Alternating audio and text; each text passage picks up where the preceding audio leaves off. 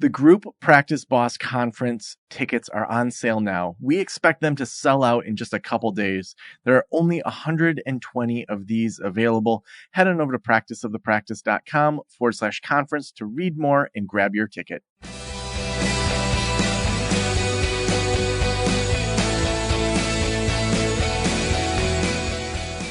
This is the Practice of the Practice podcast with Joe Sanok, session number 1125.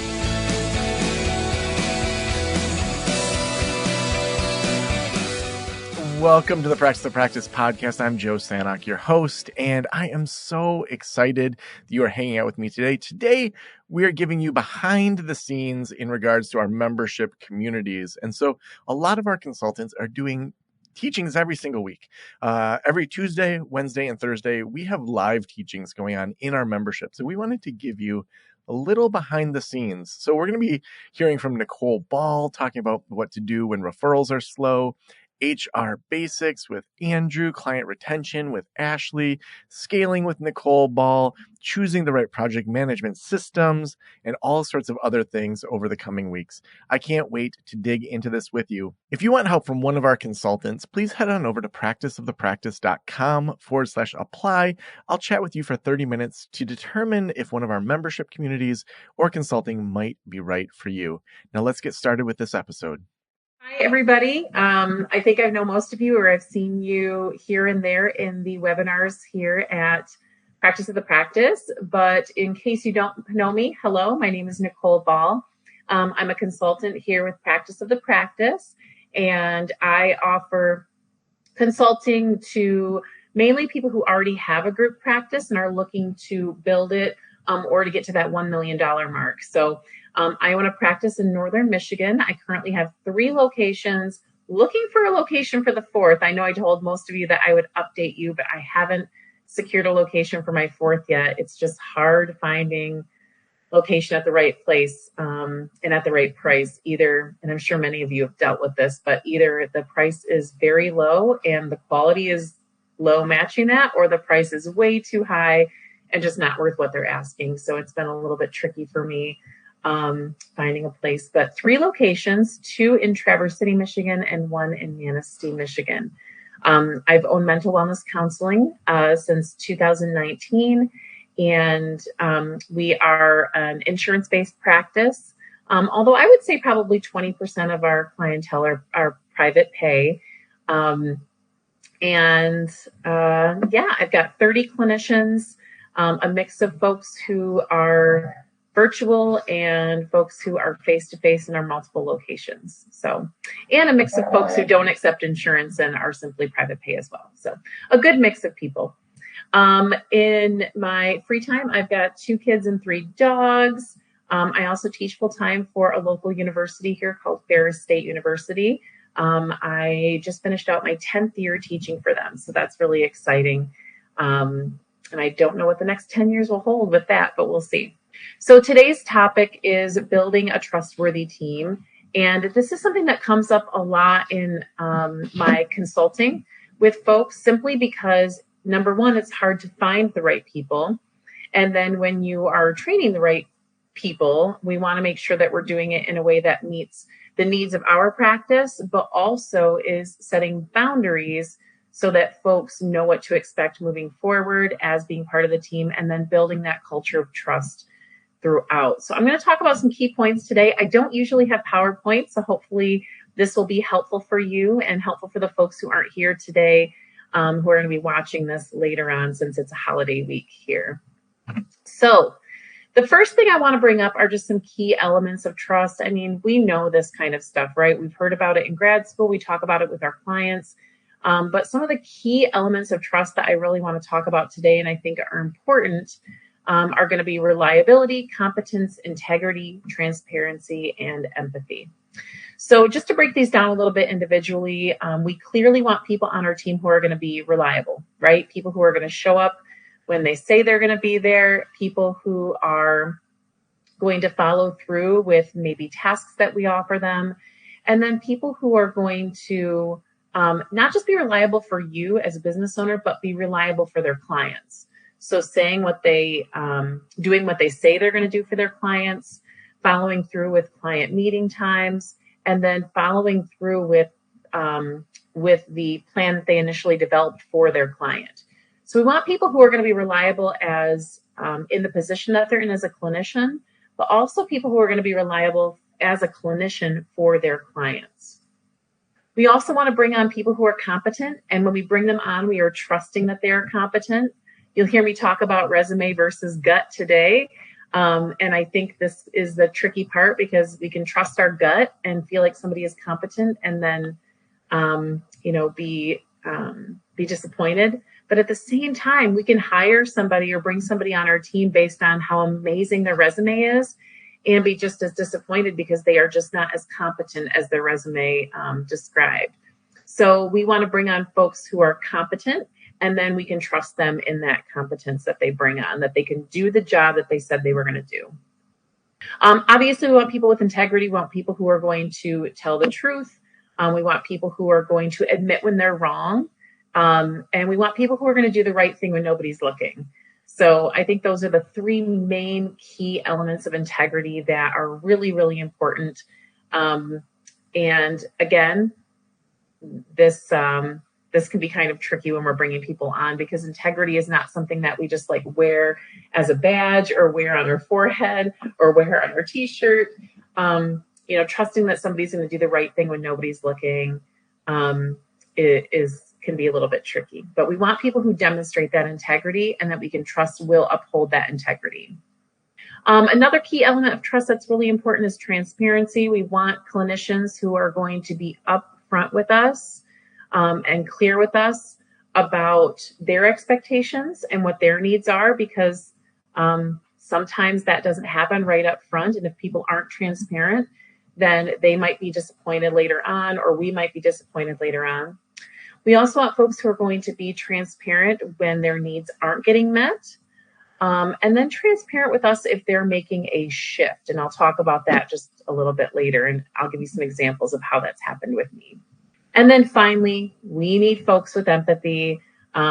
We assume that because we're bringing on people who are licensed and trained clinicians to our team, that training and that licensing demonstrates and shows us that they are empathic people, but that's not always the case. So we want that to be a key element as well. So if we take these 5 key elements of trust and we ask ourselves, like, well, yeah, that's what I want in a person. Today, my hope is to give you some tips to be able to help you with both my own examples and just general ideas that might help you as you're bringing on folks to your practice. So the first thing I'm going to talk about is building trust. So I think that both before we bring people on and once they're on our team, there's some things that we can do. Because I think that something that happens is we expect that to bring on trustworthy people that are going to help build our business and make us more money and help our community, that we really need to bring on people that are just going to do that. But we also need to recognize our role in that as leaders. Whether you have 1099s or you have W-2 employees, it doesn't matter. You are still in a position of leadership. I know that some people say, well, I bring 1099s on so that I don't have to be a boss, so I don't have to play that leadership role. And I get that. All of my clinicians are 1099s for that one of those reasons. I don't want to be anybody's boss, but that doesn't mean that I am not a leader, and that doesn't mean that I can't lead by example. So part of building trust, both before we bring folks on and after they're on our team, is number one, setting the example as a leader. So we need to set examples up front about what our expectations are so that others will feel safe demonstrating their expectations. We need to upfront make sure that people can trust us to act with integrity and to be trustworthy so that they will in turn act with integrity and be trustworthy. We need to model that behavior. And I think we tell our clients that a lot, the importance of modeling behavior with their children or with their coworkers. And I think it's just a nice little reminder that we are setting an example for the folks who are on our team as well. As leaders, it's also really important that we are communicating openly and transparently, meaning that we are not only open with our expectations, but we're also open with changes that might be happening. A good example that I have recently is I'm bringing on a couple new clinicians because I've expanded my space. I'm doing construction to basically connect 2 suites into one really large suite, and which means I can bring on a couple new clinicians. And both of the new clinicians that I'm interested in bringing on are leaving full-time W-2 awesome benefits positions and entering into the 1099 private practice world. And for those of you who've done that before, or you have clinicians who've done it, you know that it is a leap of faith and it is a big jump. I want both of these people really bad. They are both leaders in the community. They're both, they've got stellar resumes, and they're both just really lovely people, and I want them both. But it is my job to be transparent with them. Transparent in the fact that, as you know, private practice can be hard.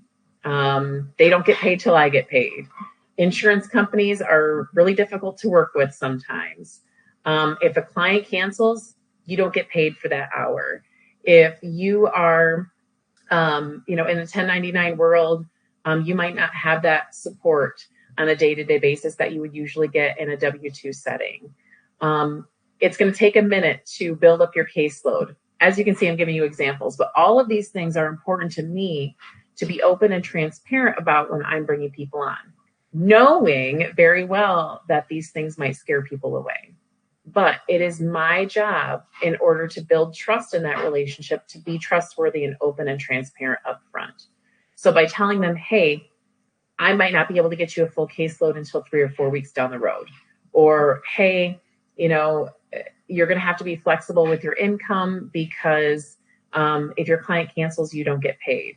Hey, July and December are 2 really, really slow months. So plan ahead for those, for your family and for your income. Me being open and transparent about that demonstrates to them the importance of being open and transparent. And then hopefully they will give that back to me. But again, I'm setting that example. I need to be consistent and reliable. If I say I'm going to do something, I have to do it, because that's the expectation I have for them.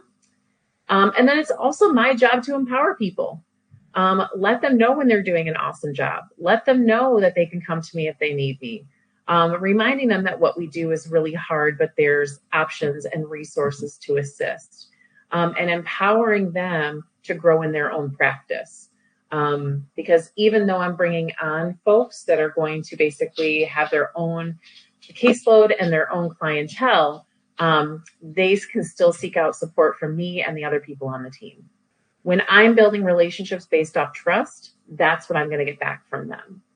So I want to pause there, and I am going to stop sharing my screen just really briefly, because I want to pause there to talk specifically about the openness and transparency piece.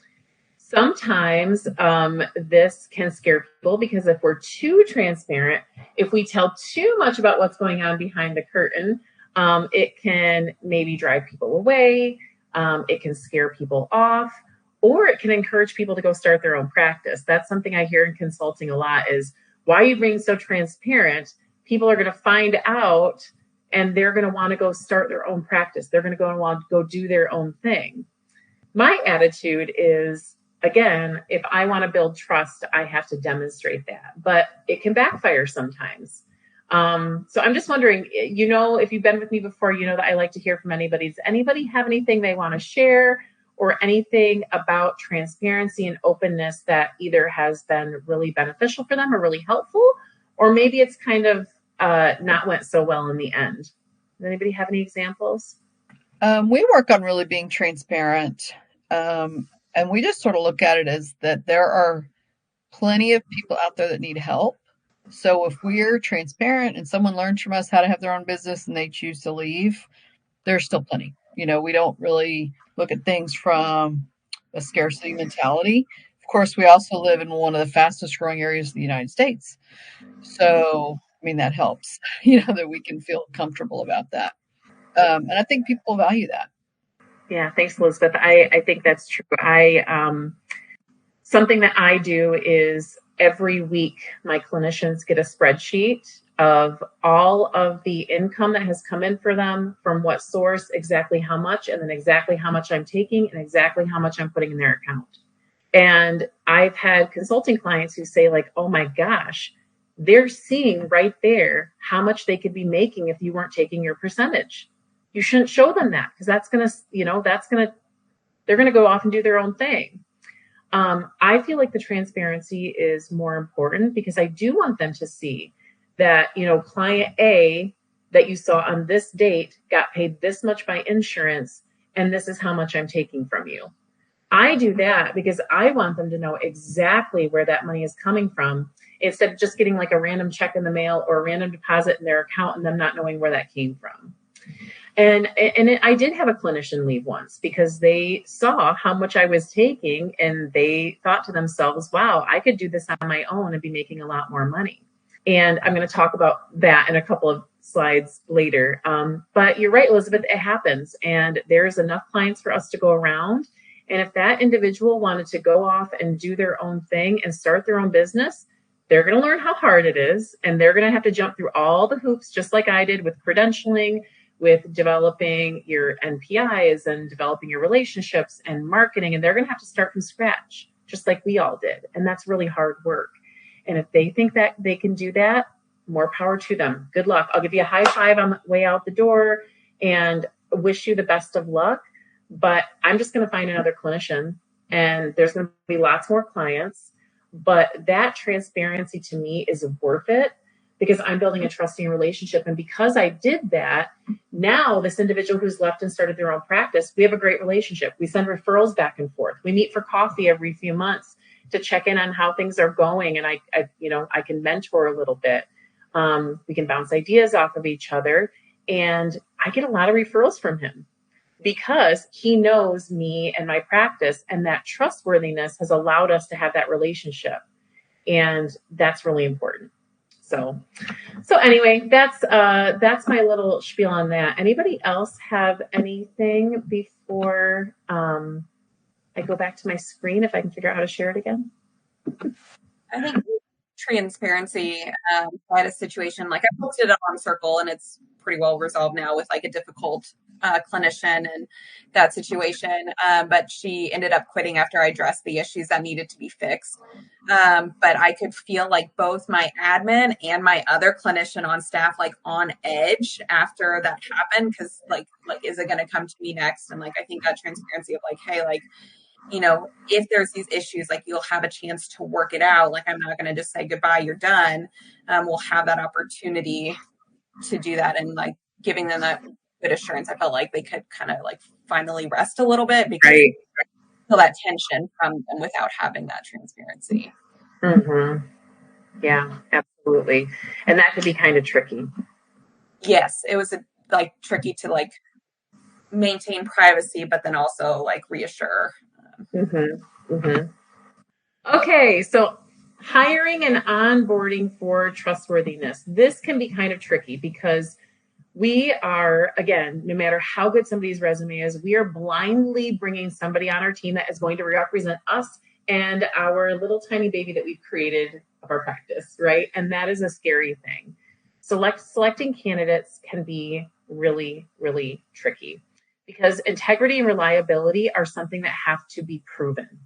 I can't read somebody's resume. I can't do an interview with somebody and know for sure that they are going to tell the truth, that they're going to be reliable, that they aren't going to suck at their job, right?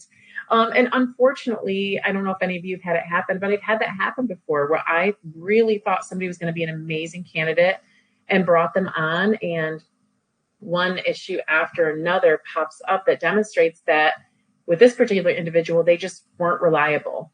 And having to have that conversation was hard, but that goes back to that transparency.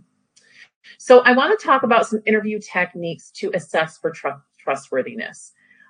Typically, when I'm interviewing folks, and I've said this before in other webinars, I am going on my gut, because somebody could have an amazing resume and just not be very good at what they do. And somebody could have a really small resume. They could be a brand new green baby therapist, but they could be so amazing for your practice. And so I really, when I'm interviewing people, I'm bringing people on my team based on my gut. And something that helps me do that is asking questions not related to their modalities or how they work with clients. I'm interviewing on things like, tell me about a time where you really struggled. Tell me about a time when you weren't happy at your job and you took action to address that. No judgment, whether you quit, whether you talked to your supervisor, just how that went. I say, tell me about a time when you were really, really proud of yourself. Tell me about a time, as a social worker, as a counselor, that you knew that it was time to refer out because you were just out of your comfort zone. Asking those kind of questions gives us an opportunity to gauge as much as we can in an interview: integrity, reliability, truthfulness, trustworthiness, empathy, and they give us a real opportunity to get to know that person outside of what their resume says. Because I don't like doing interviews where somebody's basically just repeating their resume to me, because I can see where you've worked. I can see who your supervisor was. I can call them. I can see all these jobs you had or the degree that you got. If I wanted to, I could look at your transcript and see what you got in each class. I mean, I could do all of those things, but I want to just get to know you. I want to get to know how you operate and how you work. And those are some techniques that I use to trust that gut feeling that I have, because sometimes, and it's only ever hurt me once in all of this time with all these people I brought on, where my gut brought on the right person for me. So those are some techniques that I like to use. And then once I bring that person on, it's really, really important that I'm setting those boundaries and expectations right off the bat. And I do that with my onboarding process. So everybody has their own onboarding process, and there's lots of great resources and webinars in Practice the Practice related to onboarding and bringing people on. But something that I like to do is after I've offered them a position, right away, I send them an email saying, this is what I need from you. And once I've gotten those things, we're going to move on to the next step. And those things include, writing up a bio for the website, setting up their Psychology Today if they don't have one already, getting me all the documents that I would need, resume, liability insurance, copy of their license, all that kind of stuff. So they get me all of those things. And then once I have those things, then we can move on to a Zoom meeting where we really go through our EHR system and the expectations for how to use the EHR. I'm sure all of you are in a similar boat, but my EHR is everything. I use Simple Practice. I know other people use lots of great things, but we are completely paperless practice, and we do everything through our EHR. Documentation, treatment plan, assessments, all of our billing, all of our insurance, all of our communication, all of our scheduling, everything is through our EHR system. And so when I bring people on, it's not just a Simple Practice training, it is a practice training. I'm spending 1 to 2 hours with you, training you on how we do what we do and laying out the expectations for how we do what we do right up front. When I'm onboarding somebody, I also record the entire meeting that I have with them and send it to them afterwards so that they aren't coming back to me asking all kinds of questions. Oh, I forgot. What did you say about this? Or what button do I click for this? They have that video and they can review it over and over again as many times as they need in order to know what my expectations are, and then how to manage and utilize that EHR. So that's something that I do right away as soon as possible. That way they have time. And then the final thing that I do, which I found out a lot of people don't do this, I was surprised. But I always, while I'm in that training recording with them, I always create a fake client for them right away with them watching me. So I create a fake client that is their client. They're watching me do it so they know how to enter a client, but also so that they can have a couple practice runs and have me review it. So they will do a mock progress note, they'll do a mock treatment plan, and they will do a mock diagnosis with behavioral definitions and all of that. After that, I review it and I can give them tips and tricks and pointers on how to meet my expectations. And then what I do is, because my folks are 1099s, I have to be careful with my wording because I can't say that they are my expectations. I make it very clear that it is the expectations of insurance companies and just our professional compliance. In order for us to be professionally compliant for our state, our license, insurance companies, the expectations of our clients, there is certain things that need to be in place. And then once they do that with the mock client, I review it and then I give them feedback. Sometimes no feedback is needed. Sometimes it's like, wow, great job. I love how you were so objective. Great job with your professional language. And I really like how you developed your treatment plan in this way, or whatever it might be. And then sometimes I just give them little tips on language, whether it's objective language or professional language. Sometimes they click on the wrong note template, or sometimes something's just not quite right. Needless to say, that opportunity for them to do a mock client sets right up front what my expectations are, and sets right up front my expectations for integrity, reliability, and trustworthiness.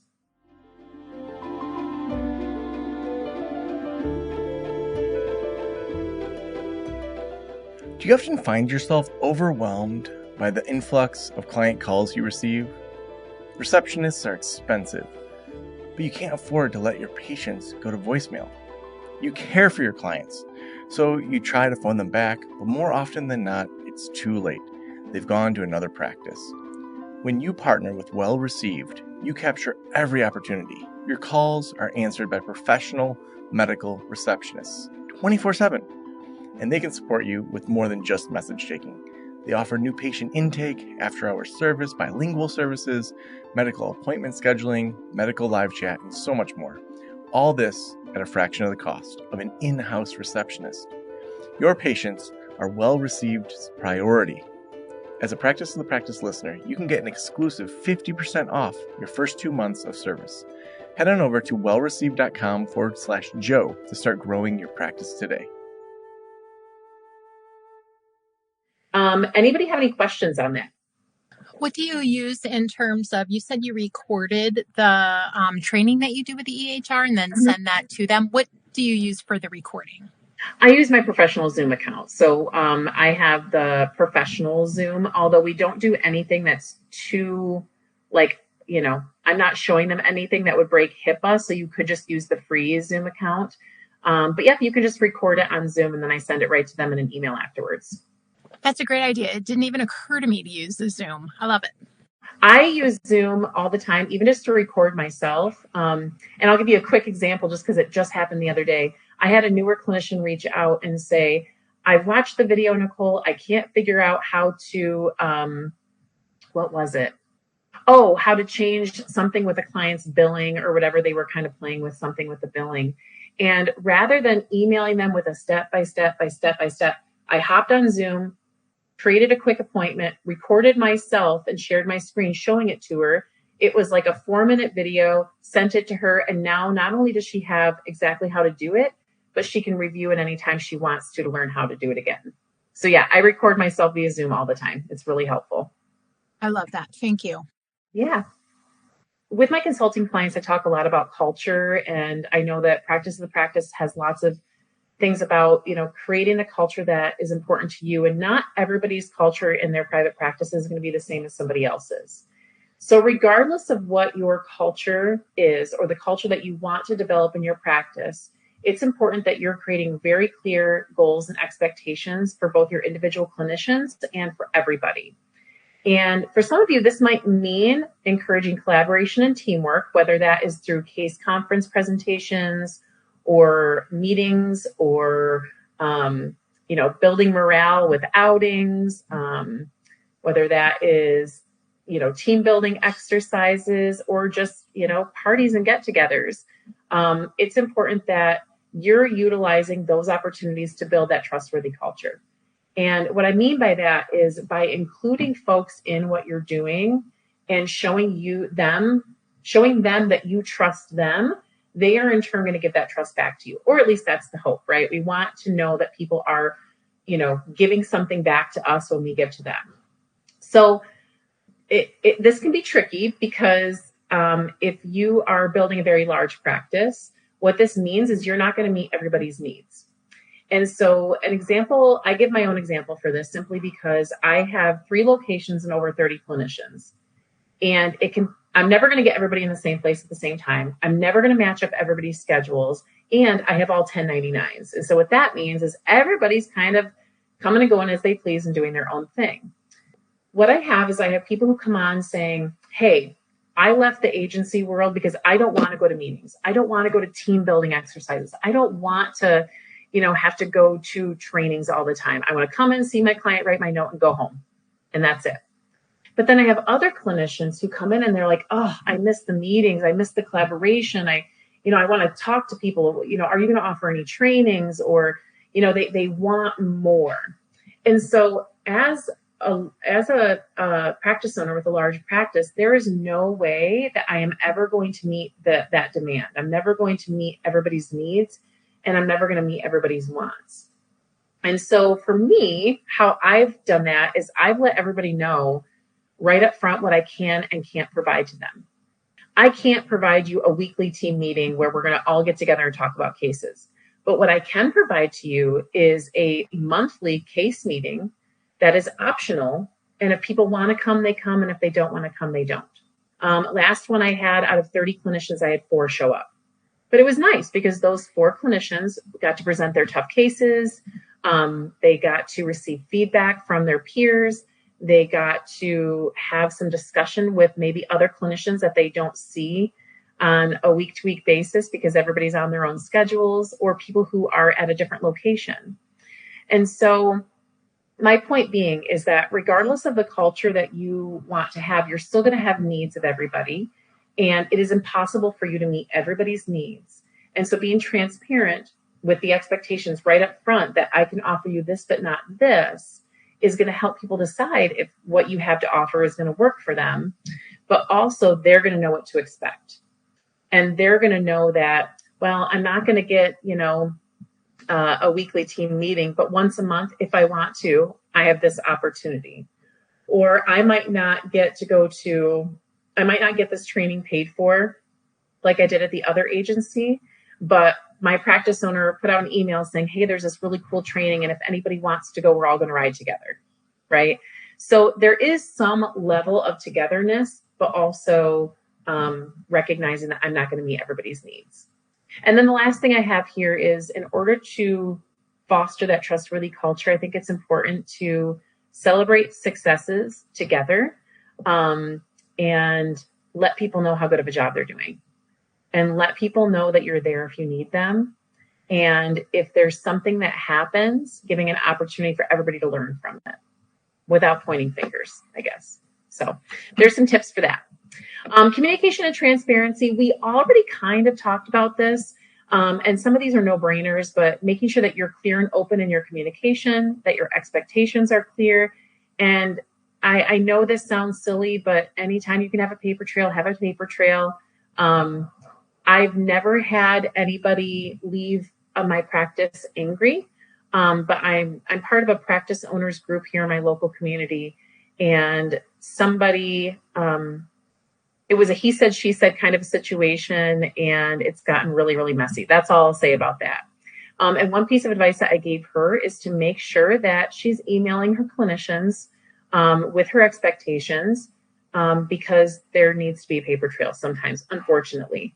Again, I've never had that come up, but this particular practice owner, if she would have had a paper trail with her communication and expectations with this particular clinician she was struggling with, it wouldn't have gotten to the point that it's gotten, and it wouldn't have gotten as messy as it's gotten. And that's all I can share about that. But I think that's just a little piece that you can take with you.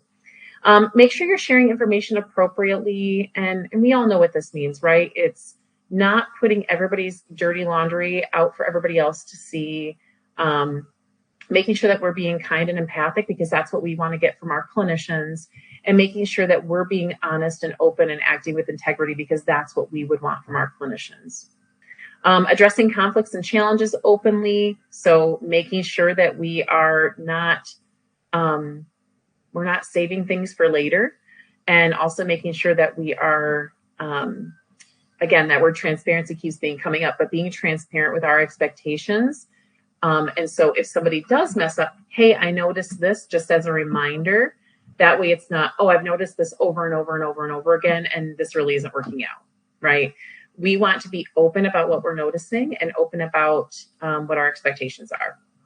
And then finally, I ask for feedback all the time from my clinicians, and it's very unofficial. It's never like an official like doodle poll or a survey monkey or anything, which some clinicians love doing that. But very unofficially, I do like to ask people what I could be doing better. Once a year, I do this, and I've done it every year. So it's typically in the spring that I do it. But I meet with each clinician individually. Yes, 30 meetings, almost 30 meetings I did in the spring this year. And I sit down, I have coffee, and I just say, how's it going? How's your practice going? How are you feeling about the work you're doing? What could I be doing better? What could the practice be doing better? What are you not getting enough of? How do you see your role changing in the next 5 years? And I think by putting that out in the open and having those open conversations, it makes people trust you. And then therefore, if they can trust you, they're going to continue to be trustworthy. Sometimes this can nip you in the butt, right? So sometimes, seeking feedback, people can say like, Nicole, I'm really unhappy with this one thing. And I think part of our job is just accepting that and seeing if we have the capacity or the funds to change it. And if we do, we do. And if we don't, we don't. So being open with that, I think. Any comments on any of this? This is a tricky part of what we do, right? Is playing boss when maybe we don't want to be a boss. Anybody have any comments or examples? I have kind of a funny story to share about this. So we just had our 1-year anniversary as a group practice, and we all got together and did our happies and crappies for the year. And one of the like constructive or negative feedback pieces, one of my clinicians says, did the landlord take away our paper towels in the bathroom? I really miss the paper towels in the bathroom. Can we get them back? That was her negative feedback. She's like, I want paper towels again. Okay. Is it your job to give paper towels or the landlord's? It's the landlord's, but I'm like, we have our own stash. You do your own roll of paper towels to take with you. That's funny. Something similar happened to me. We're in the middle of that construction to combine the two suites. And the individuals that I moved over to the new suite, their bathroom is mid-construction. And it's I just assumed they weren't using it. Well, one of my clinicians says, well, I left on the 14th for vacation. I just came back and our bathroom hasn't been cleaned. Is that our responsibility? And I said, oh, no, that's mine. I didn't know anybody was using the bathroom. I will take care of that. But it was one of those things where, it's I ask for feedback. How's it going? And then that's what I get. And it ends up being something that I needed to fix. So. Okay, trust and accountability. We want to establish accountability frameworks. So whether that is with a yearly meeting, whether that is with, just having an email thread, a communication thread, whether that is supervision or team meetings, even whether that is task lists, or if you are using some kind of a platform for tasks for everybody, finding a way to establish some level of accountability. Now, for some people, they have a clinical director, and that clinical director will check and make sure that notes are completed, that insurance is getting billed, that all these checks and balances are being taken care of. And that's a great way to do that. And other people have other systems. But regardless of the system that you use, some kind of accountability to make sure that people are showing up, seeing their clients, doing their notes, keeping their area clean, following through with what they are supposed to do. So whether you have one person doing that, two people doing that, or you're doing it yourself, making sure that people know that that's happening. If people know that I'm checking notes, they're going to get their notes done. If they know that nobody's checking notes, maybe they'll be a little bit more blasé about it. So just establishing what those expectations are and how you're going to make them accountable. Holding individuals accountable with those expectations is important. In my contract, for example, it says that all notes need to be completed within 7 days of the session. But unfortunately, the completion of a note means that it's signed and locked. Well, some people sign their note, but they don't lock their note. So something that I do to make sure that that's held accountable is my admin, my intake coordinator, once a month, she runs a report through our EHR that says all notes that have not been locked.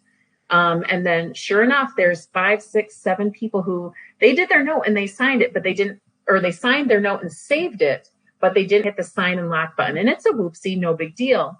But now that they know that Emily, my intake coordinator, is doing that once a month, since I established that back at the beginning of the year, we've had much less people accidentally missing those things because there's a framework for accountability.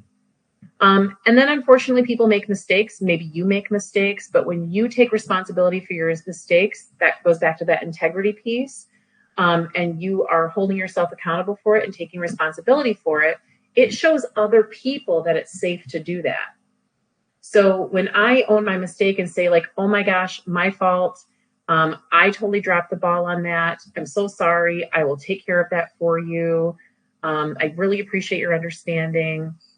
That shows people that it's safe to do that in their own practice. So with you, with their clients, or with just other individuals that they're working with, knowing that it's okay to say, I messed up, I'm sorry, and then taking responsibility to fix it. And then finally, maintaining trust over time. This can be done in lots of different ways, but monitoring your team dynamics, again, whether that's through official, like SurveyMonkey or Doodle polls, somewhere where people can anonymously, say how they feel, whether it's with unofficial coffee dates to talk to people about how they're doing, whether it is monitoring through your EHR, whether things are getting done or not, or just monitoring through client feedback. However it is that you're monitoring whether people are being trustworthy. Remember, trustworthy is empathy, reliability, integrity, all of those pieces that frankly are kind of subjective and hard to monitor sometimes. But whatever you're doing, make sure that you're continuing to do it. Recognizing and addressing signs of eroding trust. This is really, really important. If you have somebody who has unfortunately not demonstrated some of those things, addressing it right away and recognizing it right away, but then addressing it right away, that's going to be the most important thing, because we don't want folks to come back. Well, we don't want to get stuck in a position where we have months and months and months of something going wrong and a big mess to clean up in the end, or somebody's saying, well, I had no idea. I thought that was okay. I thought that because I was a 1099, I could do this, or I thought that this was optional, or I thought that this would be appropriate. We don't want it to clean up months and months of a mess. If you see something, say something with love, with empathy, with care, and with an opportunity to model good behavior. Remember? And it's not just pointing the finger and saying, you did something wrong, bad on you. It's, hey, this is what I'm noticing. How can I help? I had a clinician who was no-showing for appointments, and it happened once, and it was a whoopsie. It happens. She apologized to the client. I apologized to the client. It was what it was. Then it happened again, and I talked to a clinician. It was another whoopsie, a misunderstanding, miscommunication, whatever you want to call it. It happened a third time, and during that third time, I had to sit down with her and say, this is what I'm noticing. There's clearly a pattern here. These are the expectations that I have. It sounds like something's going on. What can I do to help? And then come to find out, this clinician was really struggling in her personal life, and getting rides to the practice was difficult because her relationship had just ended. And she suddenly had to move out of her home. And she didn't have anybody, she didn't have anybody in the practice that she was close enough to tell this to. And she was having difficulty getting there on time. So even though her client, waited 10 minutes and left, she still wasn't there for the appointment time. So we were able to establish how she can seek out support and trust from me and from other people. We were able to problem solve with some of her issues, and we were able to help her understand the expectations for communicating with her clients. if you are going to be late and you know you're going to be late, you have some options to communicate with your clients, right? You can text them, hey, I'm running late. Do we need to reschedule? You can contact them and say, unfortunately, I need to reschedule. You can let them know that I'm unable to meet at the office today, but I could meet via virtually if you're interested in that. Point being is there was lots of ways. And since that conversation, the issue hasn't come up again. She's been doing great. She's building her practice and she's maintaining clients. So her clients are staying with her. But if I wouldn't have had that conversation with her and just said like, oh, you messed up 3 times, you're out, she might not have had the opportunity to get the support she needed and to build her practice and grow as a clinician.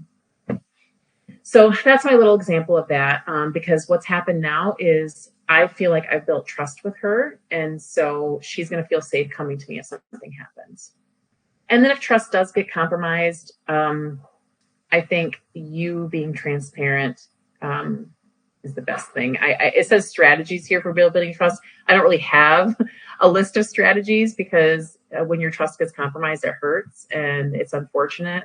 So my best piece of advice for that, for rebuilding trust, is just staying strong with your own integrity and your own expectations, and recognizing when it's okay to walk away and say, this just isn't working anymore. So that's what I have for y'all today.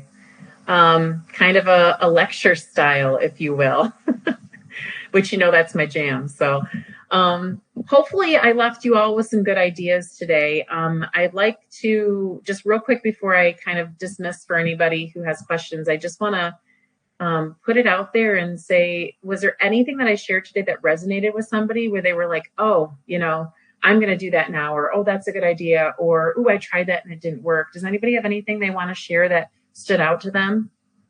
Okay. Well, hopefully this is helpful for you, and hopefully you're leaving with some tips that work for you. But again, transparency can be tricky because we don't want to show all of our cards all the time. But I really think that, much like Elizabeth said, there's enough clinicians to go around. There's enough clients to go around. If being transparent means that somebody leaves or somebody decides that I'm not the best fit for them, then so be it. So, that's that. I think the alternative to having that attitude is being anxious about it. And that's not going to help us in our own practice. It's not going to help us build. It's not going to help us grow. And so in order to build and grow, the only alternative is to go with the flow and problem solve when you need to problem solve, and be as transparent as possible so that you can build trust and you can have people on your team that trust you and that feel safe coming to you and safe being open and transparent with you in return. So hopefully you found this helpful. I appreciate you all being here. Go off and enjoy your 4th of July week. Hopefully you're all taking time off this week. I'm going to stick around if anybody has any questions or wants to chat. Otherwise, I hope you all have a great week, and I'll see you next time.